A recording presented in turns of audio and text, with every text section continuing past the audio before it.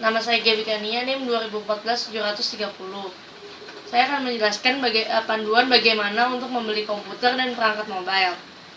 Yang pertama, cara membeli komputer, yaitu bekali diri dengan review dan pastikan ada garansi. Yang kedua, tanyakan software bawaan komputer tersebut. Yang ketiga, tanyakan informasi perangkat lainnya. Yang keempat, tentukan spesifikasi komputer. Yang kedua, cara membeli notebook, yaitu yang pertama, pastikan keadaan baterai. Yang kedua, referensi. Yang ketiga, ukuran layar yang diinginkan. Keempat, garansi resmi atau PI atau parallel import. Yang kelima, sesuaikan dengan kebutuhan Anda. Yang ketiga, cara membeli smartphone. Yang pertama, sistem operasinya. Yang kedua, jaringan. Yang ketiga, kapasitas storage. Keempat, kapasitas baterai. Kelima, resolusi dan ukuran layar. Yang keenam, fitur kamera. Yang ketiga, cara membeli media portable media player. Yang pertama, pilih portable player yang akan memiliki fitur sesuai kebutuhan. Yang kedua, periksa perangkat lunak, aksesoris, dan perangkat tambahan yang melengkapi MP3 player. Yang ketiga, kapasitas media penyimpanan. Keempat, kualitas baterai.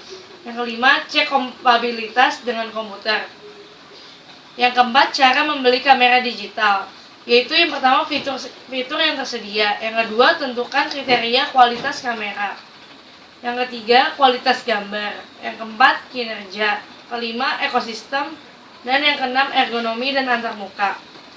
Jadi kesimpulannya, kita akan membeli komputer dan perangkat mobile, kita harus menyesuaikan dengan kebutuhan kita. Pastikan barang tersebut berkualitas baik, memiliki kegunaan yang sesuai. Jangan hanya tergiur oleh iklan yang dipromosikan oleh penjual ketika memilih, dan sesuaikan dengan kondisi keuangan Anda. Selanjutnya akan membahas materi fakta mengenai internet. Indonesia saat ini memiliki pengguna internet yang mencapai 82 juta orang. Dengan catatan tersebut, Indonesia berada pada peringkat ke-8 di dunia. Ada dampak internet dalam kehidupan. Yang pertama itu dampak positif. Dampak positifnya, yang pertama, internet sebagai media komunikasi. Yang kedua, media pertukaran data. Yang ketiga, media untuk mencari informasi atau data. Yang keempat, kemudahan bertransaksi dan berbisnis dalam bidang perdagangan. Lalu ada juga dampak negatif dari penggunaan internet. Yang pertama, pornografi. Yang kedua, violence and gore. Yang ketiga, penipuan. Yang keempat, carding. Yang kelima, perjudian. Secara garis besar, dampak negatif internet adalah mengurangi sifat sosial manusia, karena cenderung lebih suka berhubungan lewat internet daripada bertemu secara langsung atau face to face. Yang kedua, dari sifat sosial yang berubah dapat mengakibatkan penambahan pola masyarakat dalam berinteraksi. Yang ketiga, kejahatan seperti menipu dan mencuri dapat dilakukan di internet. Yang keempat, bisa membuat seseorang kecanduan, terutama yang menyangkut pornografi, dan dapat menghabiskan uang karena hanya untuk melayani kecanduan tersebut. Selanjutnya, penggunaan internet. Itu bisa pemblokiran dan penyaringan. Yang kedua, penerapan sanksi pidana terhadap pengguna internet. Yang ketiga, perlindungan hak atas privasi termasuk data pribadi. Yang keempat, jalur sirkulasi yang diskriminatif. Jaminan kebebasan berekspresi di Indonesia, yaitu pasal 28F UUD 1945. Setiap orang berhak untuk berkomunikasi dan memperoleh informasi untuk mengembangkan pribadi dan lingkungan sosialnya, serta berhak untuk mencari, memperoleh, menyimpan, mengolah, dan menyampaikan informasi dengan menggunakan segala jenis saluran yang tersedia. Ada Undang-Undang Nomor 40 Tahun 1999 tentang pers. Ada Undang-Undang Nomor 32 Tahun 2002 tentang penyiaran, dan Undang-Undang Nomor 14 Tahun 2008 tentang keterbukaan informasi publik. Kita sebagai pengguna internet juga harus memiliki etika dalam penggunaannya, agar globalisasi yang kita rasakan dapat berdampak positif dalam kehidupan dan tidak merugikan orang lain atas perbuatan kita. Perilaku yang harus kita terapkan dalam menggunakan internet yaitu jangan sarkasme atau humor yang kasar, porno, sara dalam bermedia sosial, menggunakan internet untuk keperluan edukasi dan informasi yang berguna untuk mengikuti perkembangan zaman. Jadikan internet sebagai suatu yang berguna dalam kehidupan, bisa berupa tempat berjualan, guide, atau tempat diskusi. Selanjutnya, materi enskripsi. Pengertian enskripsi dan deskripsi. Enkripsi adalah proses mengamankan suatu informasi dengan membuat informasi tersebut tidak dapat dibaca tanpa bantuan pengetahuan khusus. Deskripsi adalah proses mengubah ciprateks menjadi plain text. Pengertian algoritma. Algoritma adalah prosedur langkah demi langkah untuk perhitungan, pemrosesan data, dan penalaran otomatis. Macam-macam enkripsi dibagi menjadi dua, yaitu algoritma simetris. Algoritma simetris adalah algoritma yang menggunakan kunci yang sama untuk melakukan enskripsi dan deskripsi, yaitu DES, Data Encryption Standard, Blowfish, IDEA, International Data Encryption Algorithm, 3DES atau 3 Data Encryption Standard, AES, Advanced Encryption Standard. Dan yang kedua, algoritma asimetris. Algoritma asimetris adalah algoritma yang menggunakan sepasang kunci atau dua kunci kriptografi yang berbeda. Salah satunya digunakan untuk proses enskripsi dan yang satu lagi digunakan untuk deskripsi.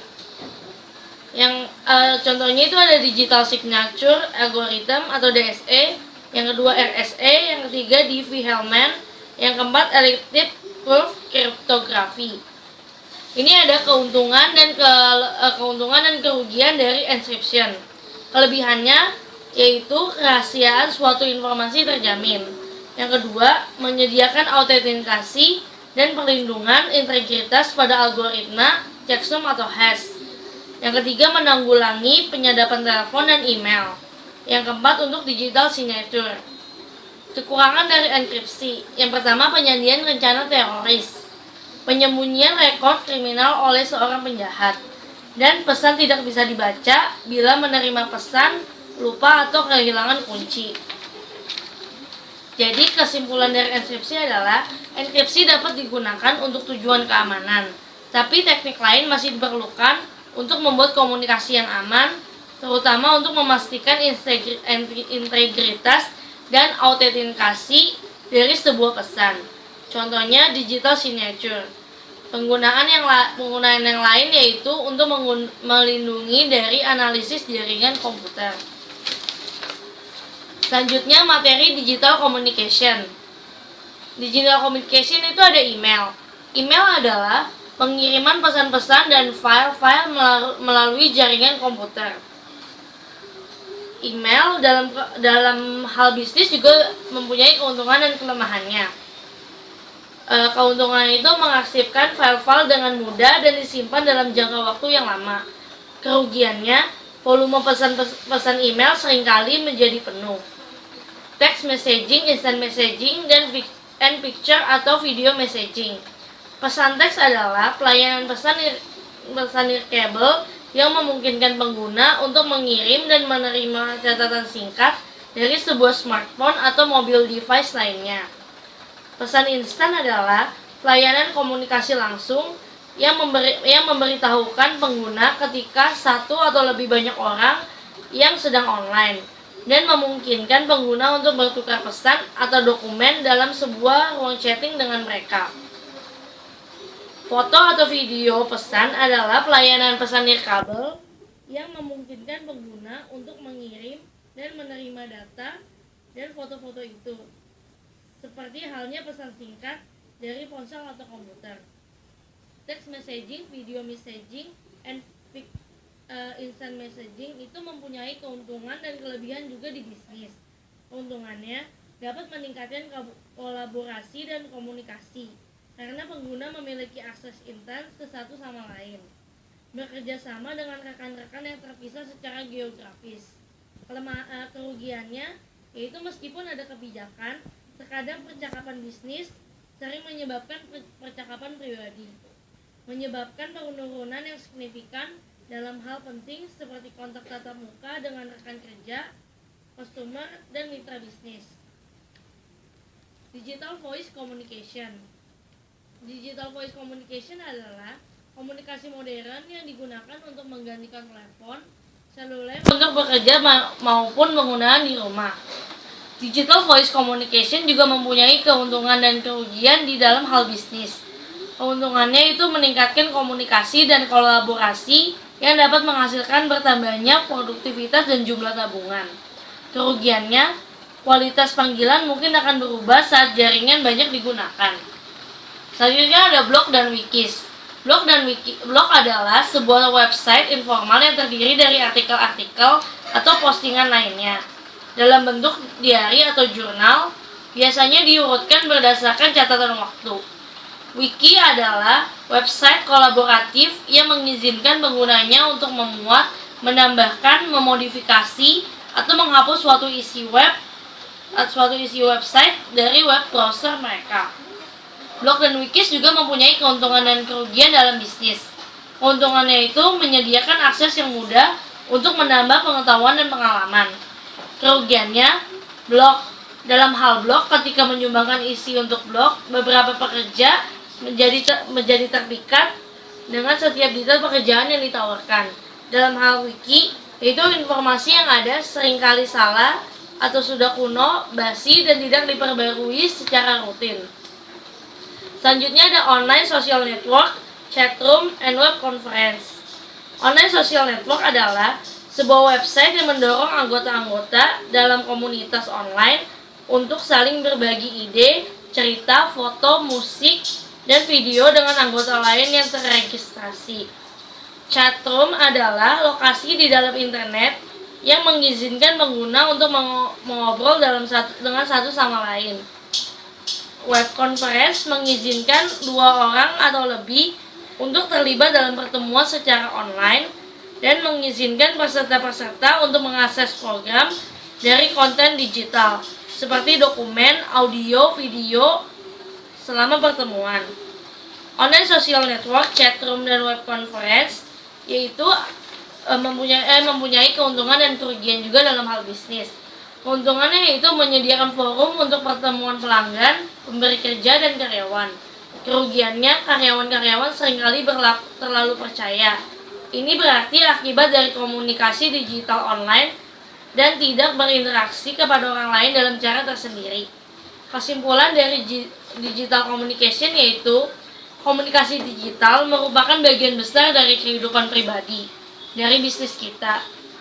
Kita membuat keputusan setiap hari dengan memilih metode komunikasi yang tepat pada tempat dan waktu yang tepat pula. Metode komunikasi digital mempunyai keuntungan dan kerugian. Sekian presentasi dari saya, terima kasih.